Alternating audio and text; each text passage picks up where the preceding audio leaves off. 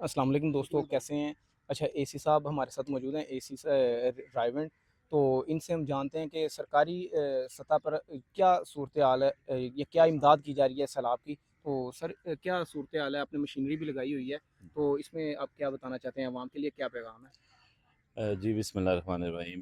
سب سے پہلے جی جب سیلاب آیا تو ہمارا جو فوکس تھا وہ ایویکویشن پہ تھا. بالکل آپ کے نالج میں ہوگا کہ کم از کم 25,000 سے 30,000 بندہ یہاں سے ویکیٹ کیا ہے. بالکل الحمدللہ کوئی ٹریجڈی کوئی ڈیتھ وغیرہ نہیں ہوئی. سیکنڈ جو ہمارا تھا کہ ہم نے جو لوگ ڈسپلیس ہوئے ہیں ان کو فلڈ ریلیف کیمپس بنانے اور وہاں پہ ان کو شفٹ کرنا ہے تاکہ جب تک پانی ریسیڈ نہیں کرتا تب تک یہ لوگ جو ہے وہ ہمارے کیمپس میں رہیں. بالکل وہ الحمدللہ ہم نے اسٹیبلش کر لیا. اب تیسری چیز ہے کہ ان کی ریہیبلیٹیشن ریسٹوریشن. اس کے لیے ہم نے آپ دیکھیں پیچھے مشینیں وغیرہ لگائی ہوئی ہیں بالکل چونکہ یہ علاقہ بہت نیچے ہے, ایک ایسے ہی ہے، ڈپریشن ہے. 8-10 فٹ ویسے ہی نیچے ہے. ویسے ہی نیچے ہے, دریا کے بیڈ سے بھی نیچے ہے.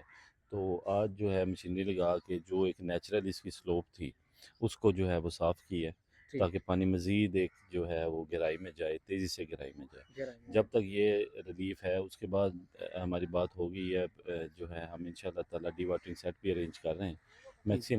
میکسیمم لیول پہ جو ہے ہم ڈی واٹرنگ سیٹ لگا کے تو یہ پانی جو ہے وہ دریا میں واپس پھینکیں گے انشاءاللہ. اچھا، یعنی کہ مشینری مزید بھی لگے گی اور جلد از جی جلد ان کو ریلیف مل جائے گا. جی انشاءاللہ پوری کوشش ہے ہماری. بہت تھینک شکریہ سر، بہت شکریہ.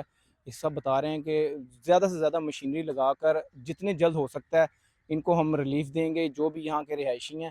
تو دیکھیں سرکار کیا کر سکتی ہے؟ اب مکان ہی ایک دریا سے ہی نیچے جا کے نیچے نشیبی علاقوں میں بنے ہیں، تو ادھر کیا کیا جا سکتا ہے؟